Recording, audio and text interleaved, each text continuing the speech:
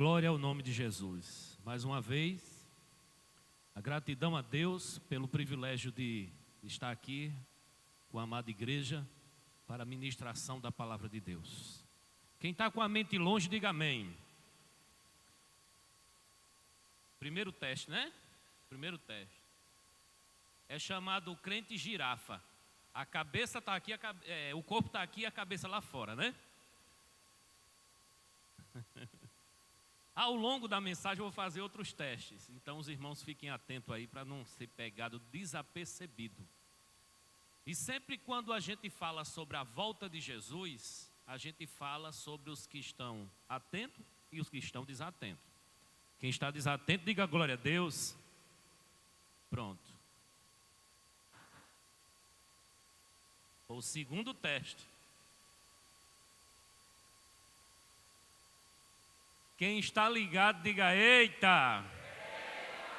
Então, ao longo dessa reflexão, a gente vai ter esses testezinhos. Então, fique atento, porque a qualquer momento vai vir um teste como esse.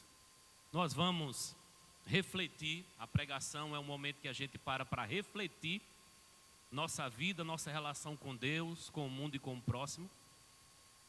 Peço muito a oração dos irmãos pela minha vida. Minha esposa que ficou em casa, junto com o Juninho. Juninho está uma benção, viu, irmãos? Espero que o mês que vem a gente traga ele aqui para a gente apresentar. Vocês vão ver uma beleza, coisa gloriosa. A cara do Pai, louvado seja Deus. Não é? Cara do Pai. Depois de um vale, já estamos escalando o monte. Já estamos de posse da vitória. A família, são várias casas juntas ali, vários familiares. O surto de virose lá, pegou um, pegou outro. Aí, minha esposa, ela tem uma filha. Já pegou ela também, aí ela está com medo lá, está com aquela preocupação. Peço oração, muito fadigada com as atividades do dia a dia, ficou descansando, carente das orações dos irmãos, para poder lidar com a situação da vida e também lidar comigo, que eu sei que não é fácil, não é? Lidar com o Gil. Sem mais delongas, Mateus capítulo 25, vamos falar a respeito do mordomo e o acerto de conta. Aqui o mordomo. Deus abençoe, muito obrigado. Um mordomo e um acerto de conta. Mateus 25, a partir do verso 14.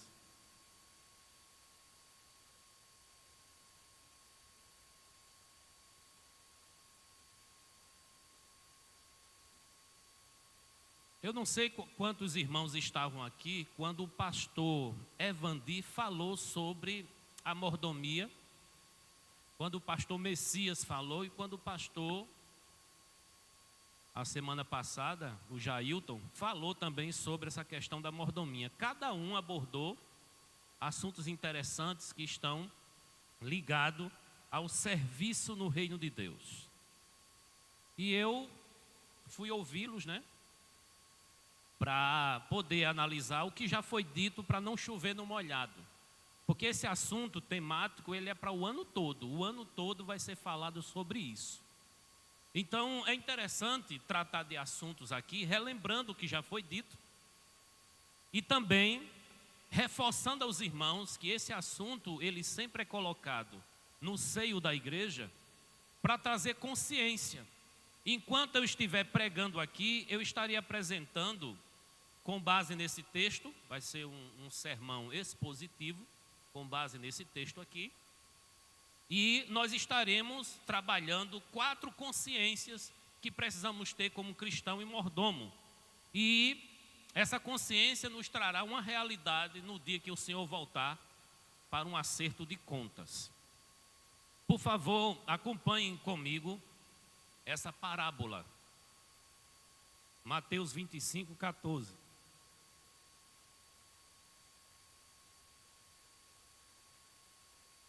Em diante. O reino dos céus também será semelhante a um homem que, ao sair de viagem, chamou os seus servos e lhes confiou os seus bens. A um ele deu 5 talentos, a outro lhe deu 2 e a outro lhe deu 1, de acordo com a capacidade de cada um. E em seguida seguiu viagem. O que havia recebido 5 talentos, saiu imediatamente, aplicou e ganhou mais 5. Também, o que tinha 2 talentos, ganhou mais 2.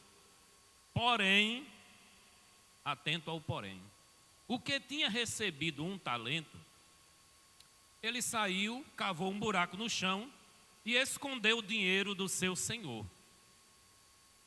Depois de muito tempo, o senhor daqueles servos voltou, diga, ele voltará, e acertou contas com ele. O que tinha recebido 5 talentos, trouxe outros 5 e disse: o senhor me confiou 5 talentos. Veja, eu ganhei mais 5. Que alegria, né? O senhor respondeu: muito bem, servo bom e fiel. Repete, bom e fiel.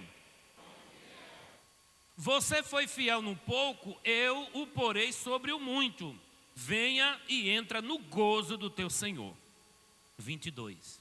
Veio também o que tinha recebido 2 talentos e disse: Senhor, me confiaste 2?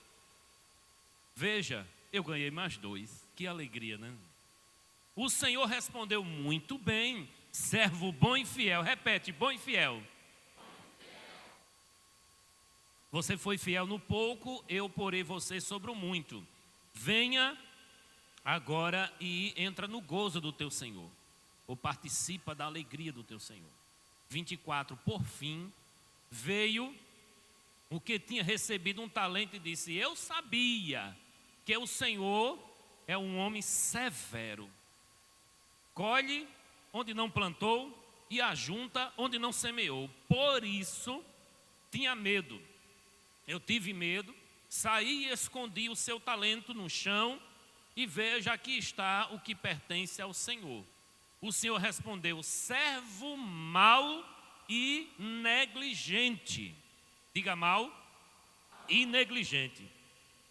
Você não sabia que eu colho onde não plantei e ajunto onde não semeei? Então, você deveria ter confiado o meu dinheiro aos banqueiros, para que quando eu voltasse, recebesse e voltasse com juros. Tomem dele o talento e dê àquele que tem 10. Pois a todo que tem, mais será dado e terá em grande quantidade. Mas o que não tem, até o que tem lhe será tirado. E lancem fora o servo inútil nas trevas, onde haverá choro e ranger de dentes. Você pode orar comigo? Por favor.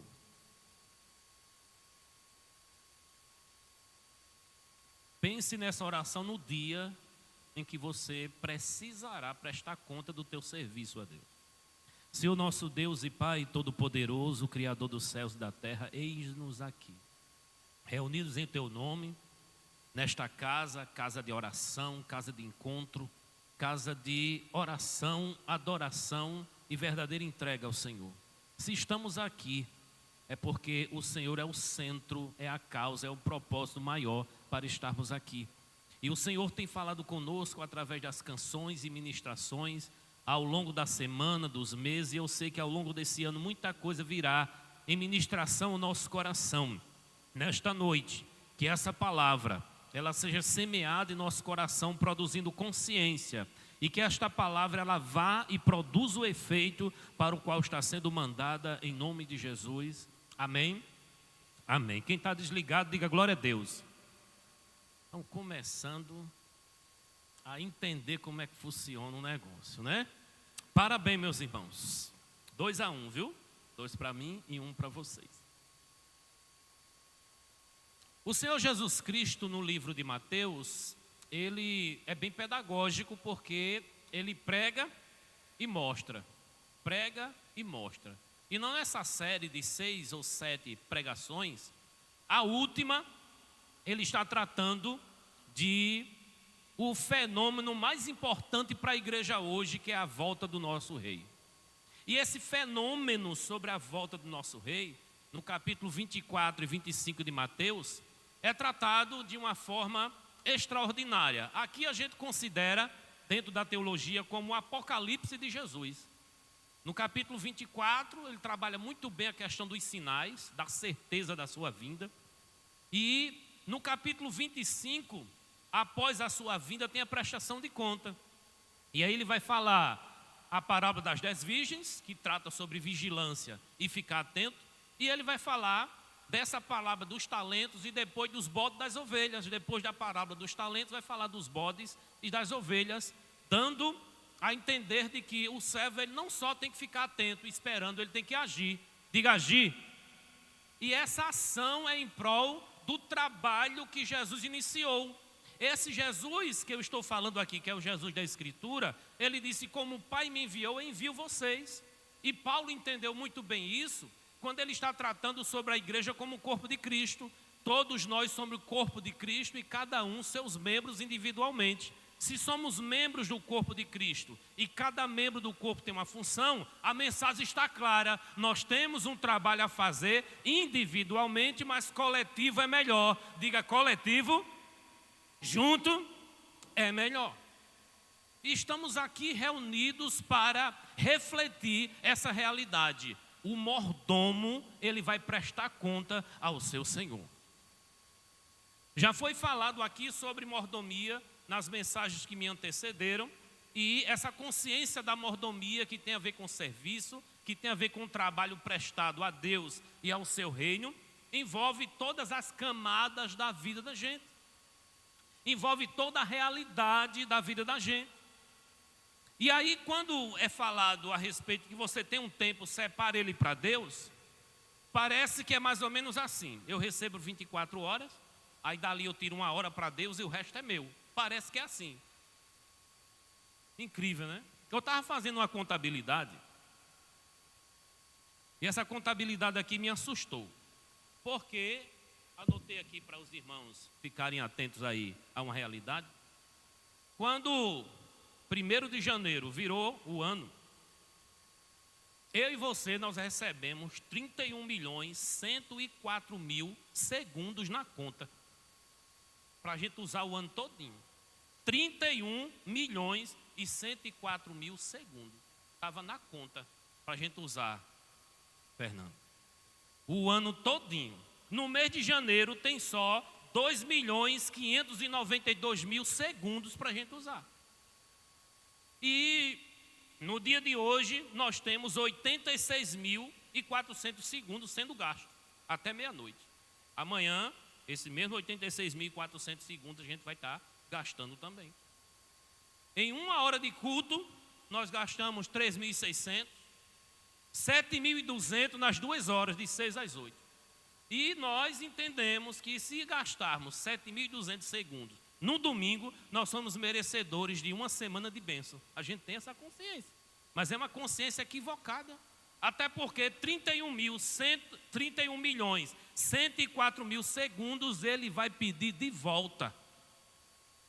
Uma pessoa estava brincando comigo, disse: Gil, teu cabelo está diferente. Eu disse: faz 25 anos que ele está diferente, né? Já faz tempo.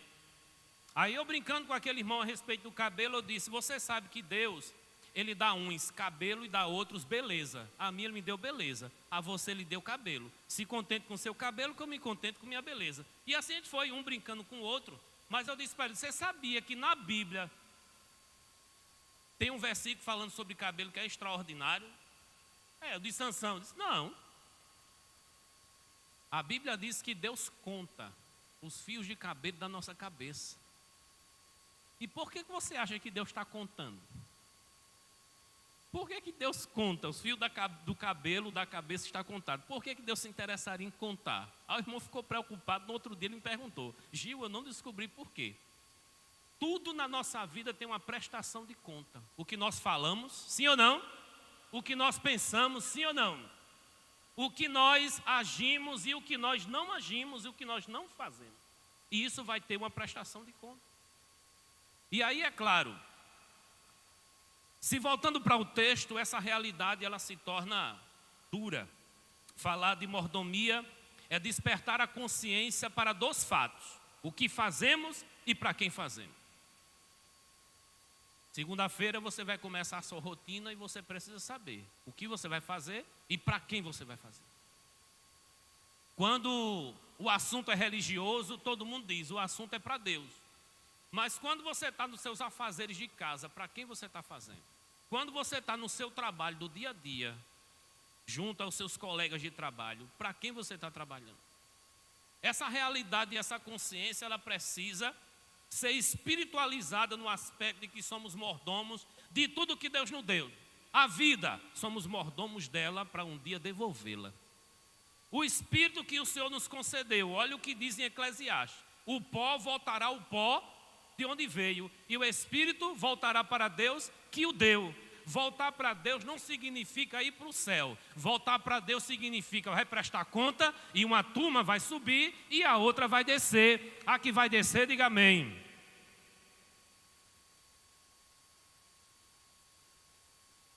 Ganharam, não foi? Ganharam, então 2-2. 2-2. Rapaz, essa turma está... Eu acho que eu vou perder nessa brincadeira. Eu acho que eu vou perder. Deus nos chamou para a vida. Essa vocação para a vida foi quando você nasceu. Ele te deu vida.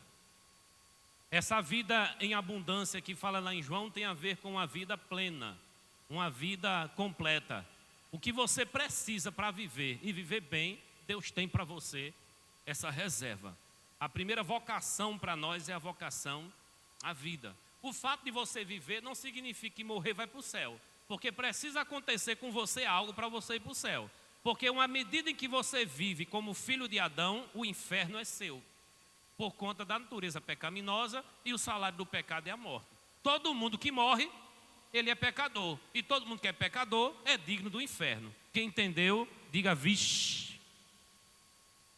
Essa é uma realidade. Só que o chamado para a vida dá uma oportunidade de um chamado para a salvação.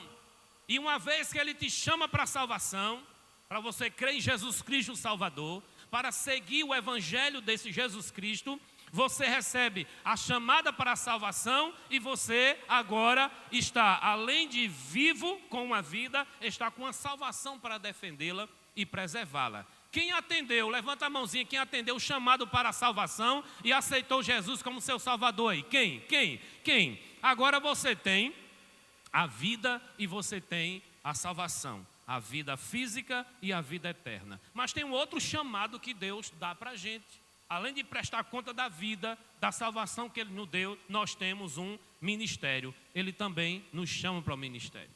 Ele disse, não foste vós que me escolhesse, mas eu escolhi vocês.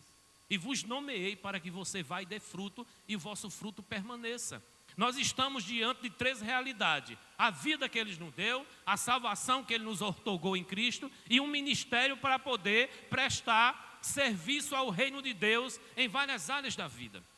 A Bíblia também diz que Ele nos deu talento natural, que é diferente de dons espirituais. Nós não podemos confundir tocar com evangelizar. Nós não podemos confundir cantar com pastorear. A gente não pode confundir atividades administrativas e voltada para um talento natural que qualquer ser humano pode fazer, de atividades espirituais que só através de um dom espiritual é que você pode executar. Por isso, a necessidade de estudar Coríntios 12, 13 e 14, para entendermos, além de Efésios capítulo 5 e Romanos capítulo 12, para entendermos quais são as ferramentas de trabalho que todo cristão recebe ao aceitar Jesus como Salvador e o Espírito Santo na sua vida. Nós somos mordomos de um reino espiritual, com armas espirituais e com inimigos espirituais. Por isso precisamos de consciência espiritual para essa batalha do dia a dia. Amém? E falando dessa consciência, nós vamos trabalhar a primeira consciência nesse texto de Mateus 25, a partir do 14. A primeira consciência no versículo 14 é que nós temos um Senhor. Se nós temos um Senhor, Kyrios, nós temos um dono, no grego. Essa palavra Senhor, às vezes no Antigo Testamento, é a tradução para Iavé, o nome próprio de Deus no Antigo Testamento. Esse Senhor que é dono, Ele não só é dono da igreja de forma coletiva, Ele é dono de cada crente nesta igreja, amém? Ele não só é dono da sua vida, Ele é dono de cada órgão que está no seu corpo. Ele é dono de cada talento que foi entregue a você e você granjeia com esses talentos. Ele, ilustradamente, tem uma mesa lá, se ele apertar um botão, teu coração desliga, porque ele é dono do teu coração, amém? Só que nós temos uma consciência perigosa de que o coração, para ser de Deus, a gente tem que entregar, e a gente canta isso, sim ou não? Senhor, eu te entrego o meu coração. Nós pregamos isso às vezes. Quem está aqui e quer entregar o seu coração para Deus? A gente não tem essa prática de perguntar quem quer entregar. Como é que eu vou entregar uma coisa que já é dele? Nós temos uma consciência pobre e mesquinha de quando a gente está ofertando, nós estamos dando parte do que temos para Deus. Na verdade, o Antigo Testamento traz uma consciência ainda numa sombra, ainda no escuro, de que 10% é de Deus. Mas quando a gente chega no Novo Testamento, nós chegamos a uma clara consciência, como a luz do dia, de que não é 10% que é de Deus. Tudo que nós temos é de Deus, porque tudo é por Ele, para Ele e sobre Ele. Louvado seja o seu nome para sempre. E aí se faz necessário entender que a gente não vai prestar conta de 10% do que a gente ganha e tem. Nós vamos prestar conta de tudo que nos vem, porque o Senhor, Ele é severo, Ele é exigente, e isso me faz tremer diante da sua presença. O Senhor que governa os céus e a terra é o nosso dono, é o nosso Senhor. Aquele que habita no alto e sublime trono, Ele é o nosso dono, Ele é o Senhor. Bendito seja o seu nome para sempre. Tudo pertence a Ele. Ele é dono e juiz de toda a terra. O que diz Salmos 24, verso 1? Acompanhe comigo, Salmos 24 e o verso 1. Salmo de número 24, verso 1, está aí na tela. Do Senhor é a terra e tudo o que nela existe, o mundo e os que nele vivem. Tem alguém que escapa aí? Não tem. O prefeito de Santa Rita é de Deus. O governador do estado é de Deus. O presidente da república é de Deus. Os tribunais de Deus. Não tem uma parte neste mundo que não pertence a Deus.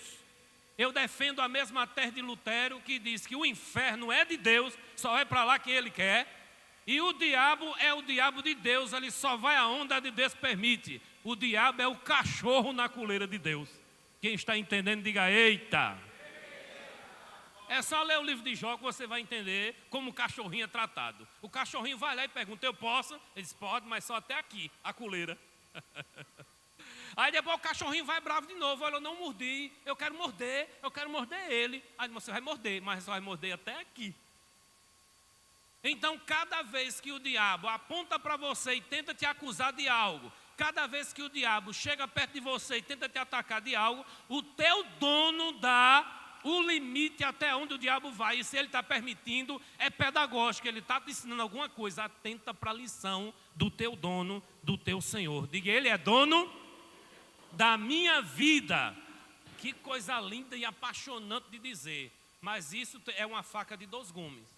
Ele é dono da minha vida, Ele cuida. Ele é dono da minha vida, Ele provê. E a teologia da prosperidade, que é uma teologia voltada para o materialismo, para o humanismo e o homem no centro da mensagem do Evangelho, isso é muito perigoso. Isso faz com que a gente pense que há um Senhor lá que está sentado numa cadeira para prestar serviço ao homem. Eu chego, peço, Ele faz. Eu chego, digo e Ele faz. Mas além dele fazer, se eu pedir em nome de Jesus e de acordo com a sua vontade, há também uma outra consciência nessa faca de dois gumes. Ele é Senhor e Ele vai cobrar aquilo que Ele está nos dando, bendito seja o seu nome. Ele me deu uma nova esposa e Ele vai cobrar a Gil como marido. Eu tenho uma mãezinha e Ele vai me cobrar como filho. Eu agora sou pai e Ele vai me cobrar como pai. E eu sou ovelha, Ele vai me cobrar como ovelha. Você é pastor, é líder, ele vai cobrar de você como pastor e líder. Esse Deus Todo-Poderoso que é dono, ele cuida, mas também tem o dia em que você vai encará-lo. Nós cantamos aqui diante do trono, Senhor. Vai chegar um dia em que não vai ser cantado, nós vamos estar lá. Amém? E aí, temos dois tipos de pessoas, Fernando. Aqueles que querem Jesus Salvador, que dá a salvação, e aqueles que querem Jesus Senhor, que cobra porque salvou. E aí o Jesus Salvador é aquele que abraça, acolhe e diz: vinde como estais. Mas o Jesus Senhor diz: olha, te conserta, te apruma, vai te ajustando por aí, porque Ele quer uma igreja adornada, uma igreja preparada, para que quando Ele esteja vigilante, atento, porque Ele é um dono exigente. Bendito seja o seu nome. Quem não está preparado, diga amém. 3-2. 3-2. 3-2. Primeira consciência. Nós temos um Senhor, nós temos um dono. Primeira consciência, qual é? Primeira consciência? Nós temos um Senhor, nós temos um dono. Esse texto que nós lemos aqui no versículo 14. Por isso o reino de Deus é também assim, como um senhor que partindo para fora da terra chamou os seus servos e entregou-lhes os seus bens. A segunda consciência está no versículo 15. E a um deu 5 talentos, a outro deu 2 e a outro deu 1 talento. Deus nos repartiu os seus bens. E se Ele repartiu bens e talentos, querendo levar em consideração aqui que está se utilizando uma parábola, e quando se fala de parábola na Bíblia, está falando metaforicamente, e isso quer dizer, a metáfora, que há uma história contada para se trazer uma verdade com base naquela história ilustrada. Não tem que ser uma história verídica, pode ser um conto ilustrativo, só com a preocupação de trazer a moral da história, e a moral da história é: o que nós temos não é nosso, foi Deus que nos deu. E Ele não nos deu para sempre, Ele vai pedir de volta. E aí, quando Ele nos dá talentos, essa palavra talento na Bíblia, ela tem uma consciência monetária, quando se fala de talento, mas de forma simbólica, o talento aqui está representando habilidades, capacidade que o Senhor nos dá. Essas habilidades e essa capacidade que o Senhor nos dá, isso tem a ver com o propósito da nossa vida aqui na terra. Nós temos crianças aqui que não têm noção nenhuma ainda do que quer ser quando crescer. E do que vai fazer quando crescer. Mas se de repente essas crianças, elas não têm sentido para a vida delas, ela vai viver como uma plantinha. Ela vai ser regada, vai dar fruto, vai crescer, vai dar fruto, morrer. E tem muita gente que vive nesse ciclo. Nasce, cresce, reproduz, envelhece e morre. A filosofia sempre em busca, desde o tempo dos gregos, lá antes de Cristo. Quem somos?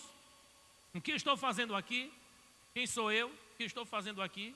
De onde eu vim, para onde vou? As perguntas que não querem calar estão sempre vindo à tona, e o cristão ele precisa saber que veio de Deus, vai voltar para Deus, Deus o colocou aqui com um propósito, e eu preciso saber quem sou eu no corpo de Cristo. E se eu não tenho essa consciência de que Deus me deu talentos naturais para que eu venha sobreviver aqui na terra, e me deu talento ou dons espirituais para que eu venha contribuir para o seu reino da luz, que está em combate com as trevas dias e noites. Eu preciso saber qual é o dom que o Senhor me deu e qual o ministério que Ele me deu. Numa estatística que foi feita em 2015, já faz aí 10 para 11 anos, na descoberta de talentos, a gente vai encontrar menos de 10%, 9 ou 8 em algumas denominações, de pessoas que sabem qual é o seu chamado e o dom que tem.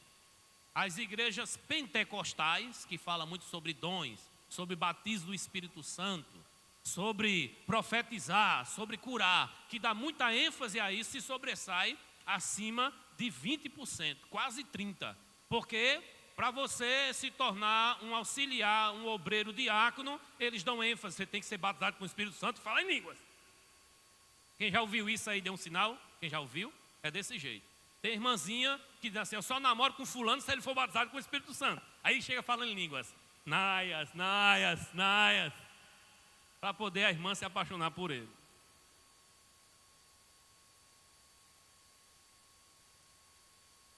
Cada trabalho tem que primeiro fazer aquela perguntinha, já foi batizado com o Espírito Santo?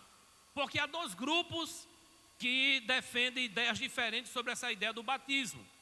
Os irmãos sabem que o Espírito Santo, ele habita no crente à medida em que ele se converte, para o regenerar, o santificar e o manter como uma nova criatura até um dia que Jesus voltar. Efésios capítulo 1 deixa isso aí muito claro. Uma vez ouvindo a palavra de pregação e tendo nele crido, foste selado com o Espírito Santo da promessa, que é o penhor para que o resgate um dia o proprietário venha receber. Então o Espírito Santo é uma garantia para que o proprietário um dia venha e diga, é meu. A pergunta é se você tem o Espírito Santo ou não. Quem tem o Espírito Santo, diga amém. Vocês estão ligados. É o Espírito Santo de Deus na tua vida que é a garantia do resgate da propriedade.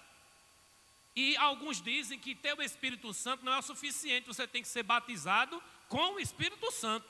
E ser batizado é uma segunda bênção depois da presença do Espírito Santo.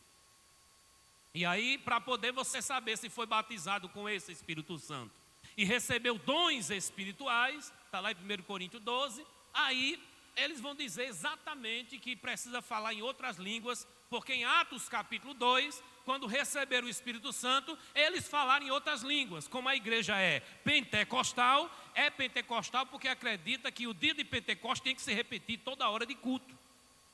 E aí essa ideia de pentecostal é, se você crê no batismo com o Espírito Santo como a segunda bênção e a evidência é línguas estranhas, você tem que falar em outras línguas, que alguns dizem que é a língua dos anjos e outros dizem que é a língua aqui da terra. Fica essa confusão até as pessoas buscarem na Escritura qual é a realidade disso. E quem quer aprender mais sobre isso, Escola Bíblica Dominical, amém? Amém! Dia 1º de fevereiro vai ter o aulão aqui e você está intimado a se alistar no quartel das Escrituras para não passar vergonha. Procura apresentar-te a Deus aprovado, como obreiro que não tem do que se envergonhar e que maneja bem o celular, amém? 3:3. Não é que maneja bem o celular. É o celular? Não é, não é. O versículo de Paulo diz que maneja bem a palavra da verdade, que é bom que esteja no celular, porque é mais um motivo para você usar um aparelho. Para tirar foto é ele, para fazer pagamento é ele, para fazer compra é ele, para anotar as coisas é ele, para ler a Bíblia é ele, né? Para orar é ele, para fazer tudo para você é ele. Então ele vai fazer tudo e no dia do ateste de contas quem vai estar lá é ele, não é você, porque é ele que faz tudo. Brincadeiras à parte. Primeira consciência, nós temos um Senhor. A segunda consciência, nós temos um Deus que repartiu os seus bens. Habilidades naturais para você ir desenvolvendo. Não tem para quem invejar o outro, porque Deus também deu talento a você, habilidade a você, mas Ele também distribuiu dons. Igrejas tradicionais acreditam que à medida em que você se converte, você tem o Espírito Santo, e o Espírito Santo já é o batismo, e você já está batizado no Espírito Santo quando você converte, agora é só buscar e descobrir quem é você no corpo de Cristo, qual é o teu dom e qual é o teu ministério. Você sabia que tem um crente 3S? 3S, SSS. Sabia disso? Sabia não, Fernando? Tem um crente 3S, sempre sentado e satisfeito. É 3S. Ele às vezes é confundido com um crente vagalume. Acende, apaga. Acende, apaga. Ou com um crente guiné. Estou fraco, estou fraco, estou fraco. No domingo ele acende, na segunda ele apaga. Na terça ele acende, na quarta ele apaga. Na quinta ele acende. Como ele não tem luz própria, ele depende de vir em algum lugar ou ir para algum lugar para poder acender. Olha, tem uma caravana de profeta lá no Liceu Paraibano. Aí ele vai, eita profeta! Aí ele chega lá. Olha, tem a vigília, não sei das contas, lá em Cabedelo. Aí vai lá nas vigílias, não sei das contas, para acender. Porque ele não sabe que o trono está ligado 24 horas e a distância do céu para a terra é essa mesma distância do joelho para o chão. Dobrou, está lá. Louvado seja o nome do Senhor para sempre.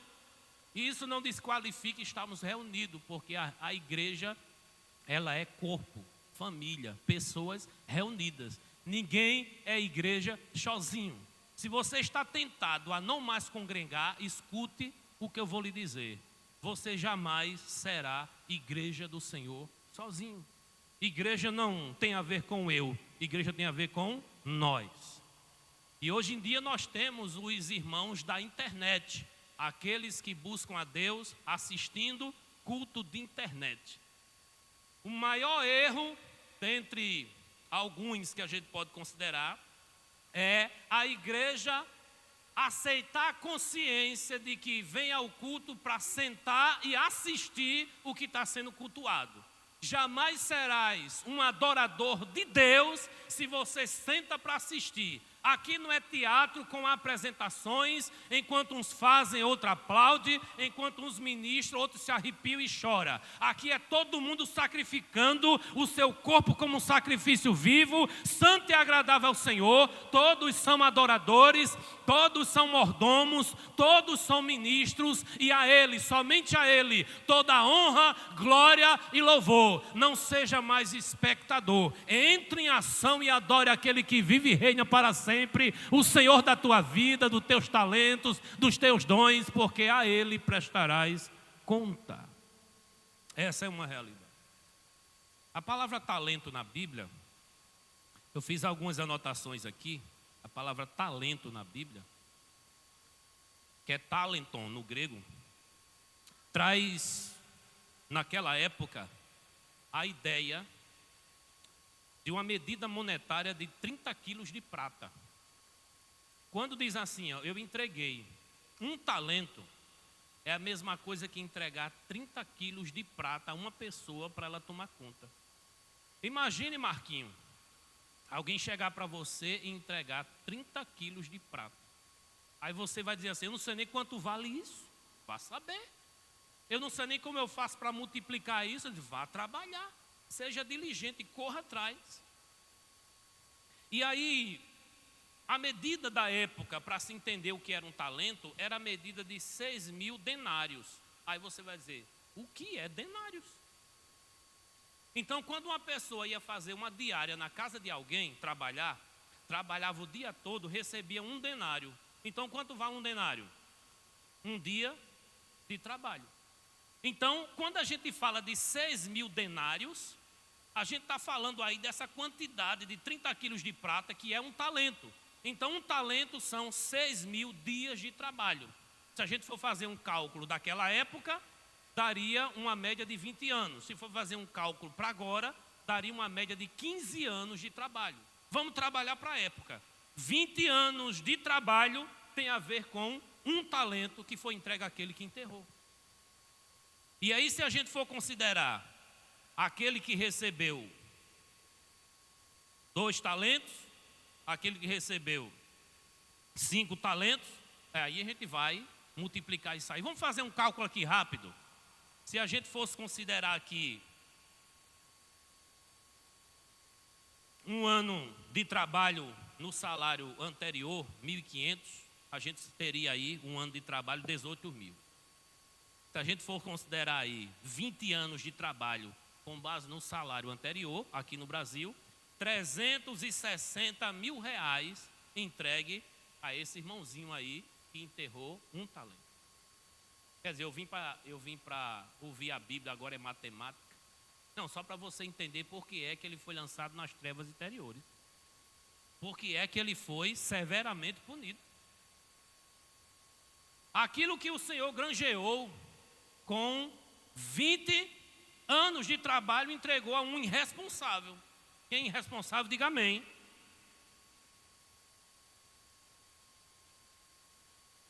Como é que está a conta aí, hein? 3-3, é? 5? 4-3. Quem está com 4? Vocês. Valeu, Eduardo. 4-3. Gil, eu não sou irresponsável. No final da mensagem a gente vai saber. Mas observe, 20 anos, 360 mil reais. Aquele que recebeu 2 talentos, 720 mil reais. Aquele que recebeu 5 talentos, 1.800.000 foi entregue a esse indivíduo. Por que eu estou falando isso aqui para vocês? Para vocês entenderem que um talento não é uma pedrinha, não. Então, quando foi entregue esses bens a esses irmãos para administrarem e fazer uma viagem, olha como ilustra o que Deus fez com a igreja. Jesus veio, selecionou trabalhadores, sim ou não? Entregou talentos, dons a essas pessoas e diz aí, ó, segue com o trabalho que eu vou ali. Já faz 2000 anos que ele foi ali.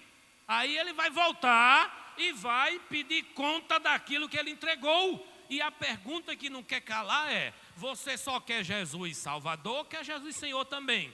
Você só quer o dono da bênção, ou melhor, a bênção, ou quer também o dono da bênção? Nós precisamos despertar para essas consciências. A terceira consciência é que o Senhor recrutou servos e Ele voltará ao encontro dele. Por que é que a gente precisa dessa consciência de que Jesus vai voltar?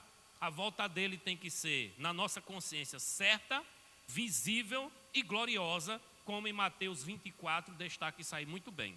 Vamos só relembrar como vai ser a volta de Jesus, Mateus 24, a partir do versículo 29. 24, 29. Só para a gente relembrar que ele deixou muito claro que vai voltar. Está aí na tela, né? Esse é um texto que assusta os pré-tribulacionistas, né? Imediatamente após a tribulação daqueles dias, o sol escurecerá, a lua não dará mais a sua luz. 30. As estrelas cairão do céu e os poderes celestes serão abalados. 30. Então isso aí, a 30, né? Então aparecerá no céu o sinal do Filho do Homem. 31. E todos os povos da terra se lamentarão e verão o Filho do Homem vindo sobre as nuvens do céu com poder e grande glória. 31. E ele enviará os seus anjos com grande som de trombeta. Na minha versão diz que ele juntará os seus escolhidos. É importante ter essa consciência de que ele vem. E se você está atordoado ao ponto de dizer, faz tanto tempo que ele não vem, estão fazendo do Brasil uma bagunça, estão fazendo do mundo um ringue, onde cada um manda bala para o outro, tira a vida do outro de uma forma tão irresponsável, sem temor a Deus. O mundo está cambaleando como um bêbado, caminhando para a perdição. E por que o Senhor não vem ainda? Parece que ele não vem. Leia Mateus 24, parece que ele não vem. Leia 1 de Pedro, capítulo 3. E lá tem uma consciência muito clara. Leia o livro de Apocalipse todo, porque lá tem uma consciência muito clara. Não é pelo fato de o nosso relógio dizer que está demorando, que ele está demorando. Porque para Deus tudo é um hífen, é tudo segundos. Não existe um crono no tempo de Deus, existe um kairos. Existe uma realidade que ainda precisa acontecer até que ele venha. Mas ele disse, não se turbe o vosso coração. Creia em Deus e creia também em mim. Na casa do meu pai há muitas moradas. E se não fosse assim, eu teria dito, porque eu vou preparar lugar. E quando eu for e vos preparar lugar, eu virei outra vez e vos levarei para mim mesmo, para que onde eu estiver, estejais vós também. Bendito seja o nome do Senhor para sempre. Eu tenho pena do testemunho de Jeová. Se tiver algum aí, meus sentimentos. Porque o testemunho de Jeová, Eduardo, ele diz assim, já está lotado o céu. Só vai 144 mil. Interpretação errada de Apocalipse 7. E aí ele diz, na terra nós vamos ficar, todos que servemos a Jeová. Ou seja, tem que ser testemunho de Jeová para ficar na terra. Eu sei que a Bíblia diz em Malaquias que não vai ficar nem raiz nem ramo. E diz 1 de Pedro capítulo 3 que tudo que existe agora está entesourado para o fogo. E não vai ser mais destruído por água. Se aguentar o fogo, fica. Não tem problema nenhum, não é? Mas a Bíblia diz que o Senhor dá a trombeta para tocar. O alarido vai ser como voz de arcanjo, como a trombeta de Deus. E aqueles que estão mortos ressuscitarão primeiro, louvado seja o nome do Senhor. E nós que estamos vivos, diga glória a Deus, seremos arrebatados juntamente com eles, para encontrar o Senhor nos ares, e estaremos para sempre com o Senhor. Consolai-vos uns aos outros com esta palavra.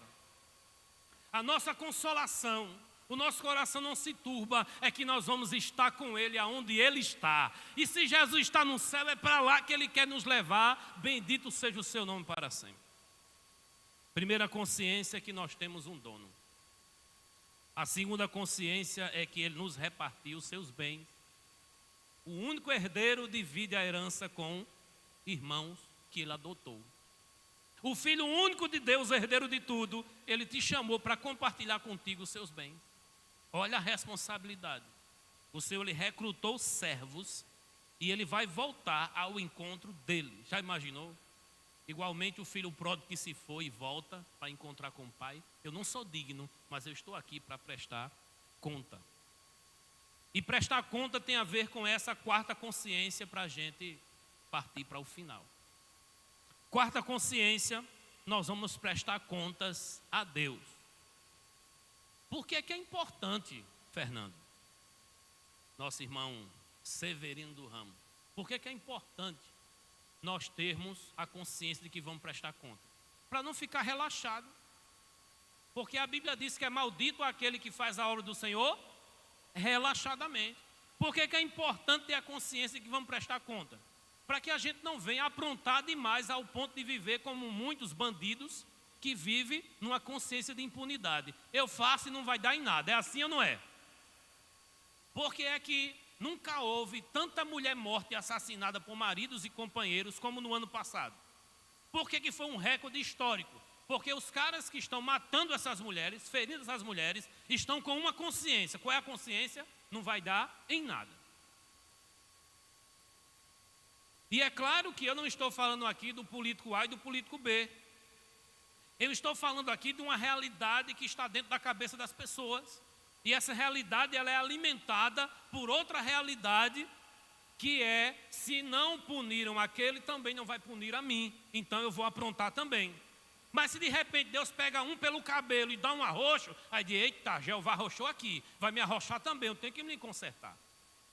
Há uma necessidade de cada um de nós trema, estremeça diante da consciência de que um dia o Senhor, dono nosso, vai nos chamar para prestar conta. Sabe com o que é que a gente está preocupado? Com o erro do outro. Isso é muito sério. O que o outro errou, nós dedicamos mais tempo de falar do que o outro fez do que o que a gente precisa fazer. E aí, com essa preocupação sobre o erro do outro, aí nós vamos cair no descaso daquelas 5 mulheres virgens que estavam esperando o noivo, mas não tinha lamparina acesa, nem tinha azeite na reserva. A igreja que vai estar pronta para essa realidade, ela tem lamparina acesa, amém? Ela tem azeite na reserva, amém? Quem está com a lamparina apagada, diga amém. Aquele menino apagou a lamparina dele. Quem é o responsável? Aí é, os dois aí é. Não, só ela, pronto. Você mesmo é responsável por você mesmo. É? Você é responsável, pronto. Então ele já responde por ele mesmo. Ele já passou pelo Bar Mitzvah, lá em Israel. Que é com 13, 12 anos que o menino participa da cerimônia para responder por si mesmo. Não é? E aí essa consciência de que uma lamparina tem que estar acesa, isso é espiritualidade. Eu tenho que ter azeite na reserva, isso é buscar o Senhor constantemente. O azeite é como uma vitamina BO, Bíblia e oração, repete, Bíblia e oração, repete, repete, repete. Agora analisa como é que está o azeite. Se o azeite é Bíblia e oração, analisa como é que está. Só analisa essa semana, ou esses dias quando o ano começou, do dia 1º para cá, dia 25 hoje, né? 25 dias, como é que está o azeite? Toca aí no vaso, toca aí em quem está do teu lado, pergunta como é que está o azeite. É Bíblia e oração, é isso que mantém o azeite. Nós precisamos da lenha e precisamos de estar dando conta disso. Eu encontrei um irmão afastado muito tempo da congregação, do seio da igreja. Eu estou caminhando para encerrar. E aí eu perguntei para ele, e aí irmão, como é que está a caminhada? Como é que estão os serviços prestados a Deus? E aquele dom, aquele talento que o Senhor te deu? Esse vai indo como Deus quer e consente. Você tem um tempinho para mim, irmão? Eu disse, tenho. Ele disse assim, olha, tem texto na Bíblia que diz que coisas Deus consente e coisas Deus quer. Deus quer uma coisa, mas Ele consente outra. Porque tem coisa ruim que acontece na vida da gente que Ele consentiu, mas não é realmente o que Ele quer. Como, por exemplo, tem que se afastar da comunhão, a gente aprontar. Tem muita coisa que Gil aprontou que não era o que Deus queria. Ele consentiu para depois puxar o cabelo de Gil. E aí, nessa realidade que eu estou colocando aqui, eu disse para ele assim, irmãos, um crente, quando ele está fora do braseiro, ele vira carvão. Ele não tem fogo próprio, ele não se acende sozinho, ele precisa voltar para a fogueira acesa, amém? E ai de nós se aqui tiver apagado quando o desviado chegar, ele volta do mesmo jeito como ele entrou. A igreja precisa de azeite, amém? A igreja precisa de lamparina acesa, amém? Precisa de um povo voltado para a escritura, voltado para a oração, vigiando de dia e de noite, porque o Senhor está às portas.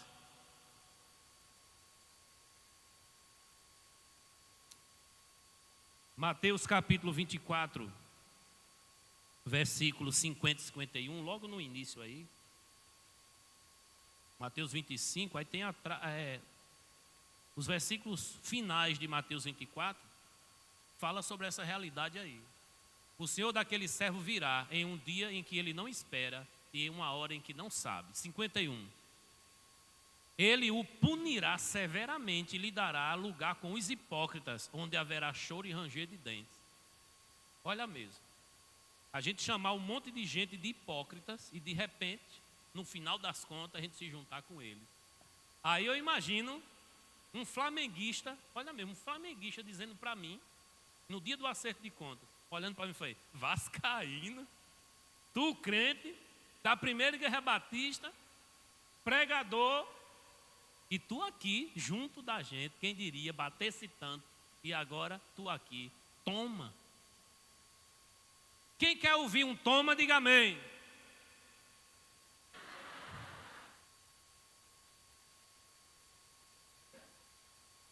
É chamado bode expiatório, tudo de ruim vai para ele. Meu filho,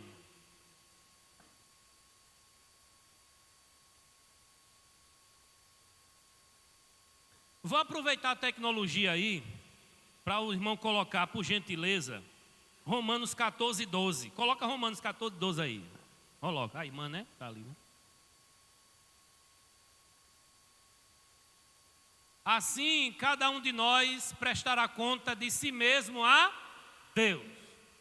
Eu vou prestar conta por Alex, Alex por mim, eu por Fernando, Fernando por mim. Eu vou prestar conta da minha esposa, eu vou prestar conta como marido em relação a ela. Mas ela vai prestar conta dela e eu vou prestar conta de mim. E isso tem a ver com aquela individualidade da salvação de cada um. Toca no vaso do lado e diz, tu vai prestar conta, macho. Tu vai prestar conta. Se for mulher, não chama de macho não, que a coisa está tão feia lá fora. Para não dar uma confusão aí de identidade de gênero. E já se viu, né, irmão, falar sobre isso no dia de hoje. Identidade de gênero. Juninho, quando nasceu, já recebeu um CPF, mas ele depois, de acordo com essa teoria, ele já vai decidir que gênero é. Mas a mulher botou lá, masculino. Eu disse, já? Porque a confusão está grande. A confusão está terrível. Por favor, coloca aí, por gentileza, 2 Coríntios 5,10. Coloca aí. Deixa Deus usar esses dedos. Olha o que é mordomia, né, irmão? Enquanto um prega, outro está ali na recepção, um está ali na parte digital ali, na mídia. Tem irmão Valdeci aqui que fica virado no girai, amanhã, tarde e noite por aqui. Cadê ele? Cadê? Lá atrás. Paz de Deus. Obrigado pelo pastel, viu? Teve a aula do curso de teologia, viu, irmão? Curso de teologia domingo de manhã. Aí ele fez, o irmão quer um pastelzinho? Aí eu disse sim. Já é 4 domingos seguidos que tem um pastelzinho lá. Deus usando o vaso, né? É um vaso diferenciado, mas é vaso. Se a gente fosse usar a palavra mordomo, irmão, mordomo, se a gente fosse usar, ele seria um mordomo aqui. Porque ele é o administrador. E oikonomos. E Moshe, no grego e no hebraico, oikonomos, quer dizer administrador. É a origem da palavra administração. Ele seria o administrador desta casa aqui, o mordomo legítimo de acordo com a Escritura. Mas isso foi se estendendo, que cada servo e cada crente se torna mordomo da sua vida, dos dons e de tudo que Deus lhe dá e vai prestar conta. 2 Coríntios 5,10 vai dizer, todos nós devemos comparecer diante do tribunal de Cristo. E aí vem, para que cada um receba de acordo com as obras praticadas por meio do corpo, quer seja boa, quer seja má. Coloca aí para os jovens, Eclesiastes 11, 9, coloca aí, para os jovens.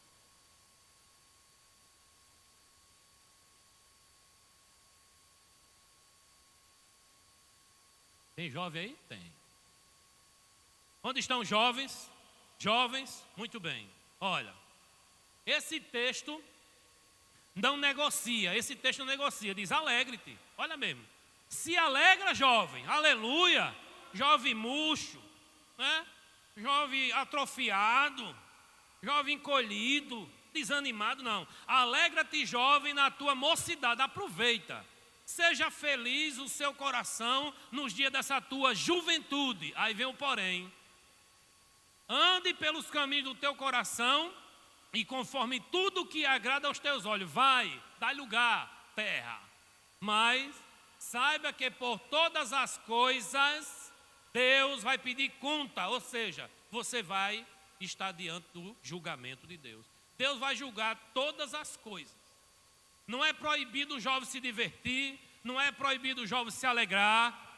Olha, há uma liberdade para você curtir a sua juventude, mas preste atenção a algo, vai ter o acerto de conta, meu mordomo. Ainda em Eclesiastes capítulo 12, os últimos versículos aí, o 12 e o 13, para a gente encerrar.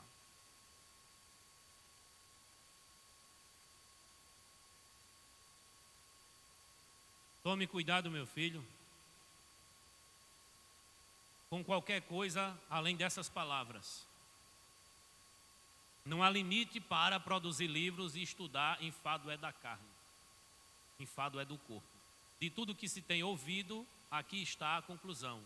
Tema a Deus e obedeça os seus mandamentos, porque isso é o essencial para o homem. 14. Pois Deus trará a julgamento ou pedirá conta de tudo que foi feito, até mesmo tudo que está escondido, seja bom ou seja mal. Irmãos, a gente vai fazer uma oração aqui, diante desse texto de Apocalipse 22, 12. Eis que venho sem demora, e a minha recompensa está comigo para dar a cada um segundo as suas obras. Eu sou o alfa e o ômega, o princípio e o fim, o primeiro e o derradeiro. Ele tem um galardão, irmão, que coisa maravilhosa. Olha como foi lindo essa parábola, né? Muito bem, servo bom e fiel. Foste fiel no pouco e sobre muito te colocarei. Entra no gozo do teu Senhor. Olha que coisa linda, ó. Ele vai reconhecer, primeira observação. Segundo, ele vai promover. E terceiro, ele vai convidar para festejar. Então nós temos aí uma expectativa muito positiva. Mas para aqueles que receberam talento, vida, saúde, habilidades, dons espirituais, e não fez caso disso como quem não vai prestar conta, ou se vai prestar conta com a consciência errada de que pode enterrar e devolver do jeito que foi, e no boi-marinho Deus dará, e de repente quando chegar diante do Senhor ele vai dizer servo mau e negligente, vai ter uma classificação.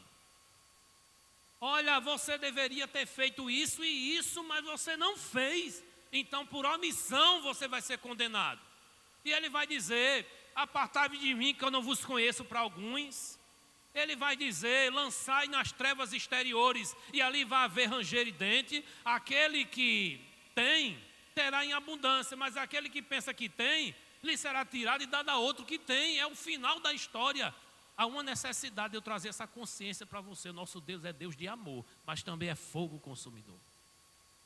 Isso não implica dizer que qualquer erro que você vai cometer, ele já vem e vem fulminar você, porque ele é um Deus de misericórdia.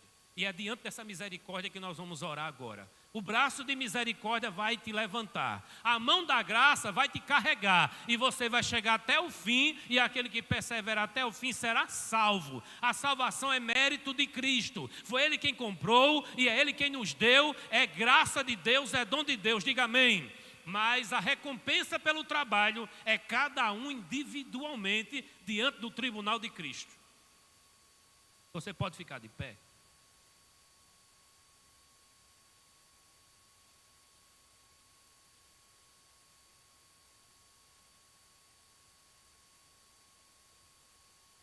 Eu sei que pode ter gente aqui que não sabe nem o que é ser crente. Sabe que um povo vai para a igreja, sabe que o povo tem Bíblia, tem uns que dão aleluia, outros que dizem glória a Deus. Fala de Jesus, fala de Deus, fala do Espírito Santo, às vezes confunde os três. Fala de vida eterna, fala que Jesus vai voltar, fala de inferno, fala de maldição, de bênção, fala de todas essas coisas, mas não consegue ter uma ligação nisso. Tem gente que não consegue compreender o Evangelho, porque ainda não parou para refletir o quanto isso tem a ver com a sua vida e a sua alma. O Evangelho é um alerta de que você tem uma alma e ela tem um destino. E esse destino tem a ver com o que você faz aqui na terra. Quem viveu distante de Deus aqui na terra, na outra vida vai ficar distante, na banição eterna que é o inferno. Quem viveu próximo de Deus aqui, buscando a Deus aqui, vai viver perto de Deus lá, num lugar chamado paraíso, céu, vida eterna, como queira chamar. E aí eu não posso chegar aqui e dizer que você vai para o céu ou para o inferno. Mas você pode me informar se você está andando com Deus ou sem Deus. Porque andar com Deus é diferente, sim ou não? Quem está andando sem Deus, diga amém. Está quanto o placar? 5-3? 5-3, né? 6? 5. 5 para vocês, 3 para mim. Palmas para vocês. Palmas para vocês. Eu me rendo. Parabéns, Marquinhos. Você vigiou. Concentra no que eu vou falar aqui. A igreja tem uma missão muito séria de falar para o mundo de que Jesus vai voltar e que teremos 2 tribunais. O primeiro tribunal é para saber quem sobe e quem desce. A gente vai ver isso aí em Mateus 25, a partir do verso 31. Bodes e ovelhas. E a gente vai ver também isso aí lá em Apocalipse, a partir do capítulo 21 ali, tem uma preocupação geral com a questão do juízo do grande trono, onde quem não estiver escrito no livro da vida vai ser lançado num lago que arde com fogo e enxofre, é chamado de segunda morte, é chamado de inferno.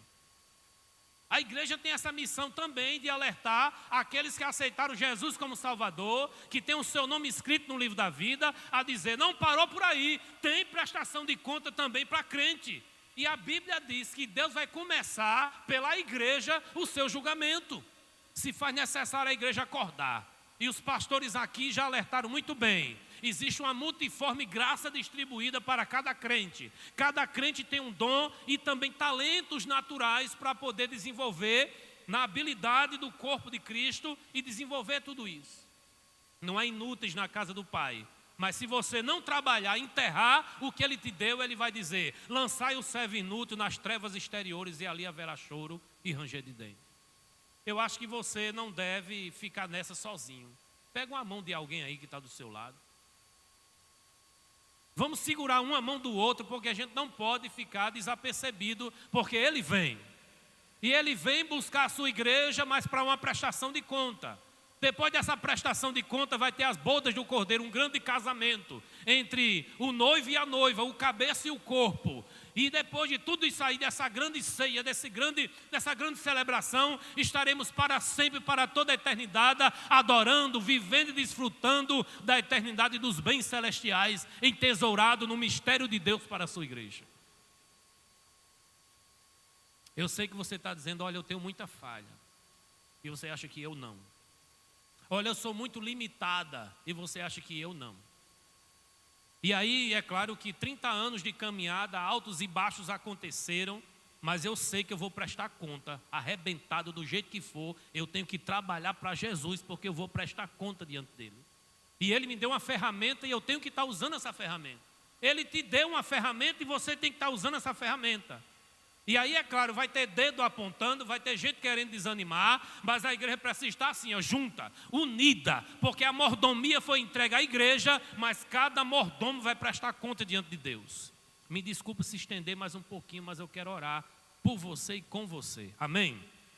Senhor nosso Deus, nosso Pai Todo-Poderoso, Criador dos céus e da terra. Quem sou eu? Quem somos nós para que o Senhor venha recrutar-nos para essa grande batalha, a batalha da fé? Mas o Senhor nos deu ferramentas, o Senhor preparou tudo, o Senhor sabe o inimigo que temos, a batalha que enfrentamos dentro de nós, fora de nós. O Senhor sabe a missão árdua que é ser igreja, mas nós sabemos o dono, nós sabemos o Senhor que nós temos, um Deus Todo-Poderoso que criou os céus e a terra, que habita no alto e sublime trono, que comanda o universo, soberano, e tem tudo sob o controle da sua mão. E é essa mão graciosa que nós imploramos que estenda para este lugar, e essa misericórdia que se renova a cada dia, que o Senhor traga para a nossa vida, para que possamos seguir firmes e constantes, sempre abundante na obra do Senhor, sabendo que no Senhor o nosso trabalho não é em vão. A Ele honra, a Ele glória, a Ele louvor pelos séculos dos séculos, amém, e aplaudindo aquele que vive e reina para sempre,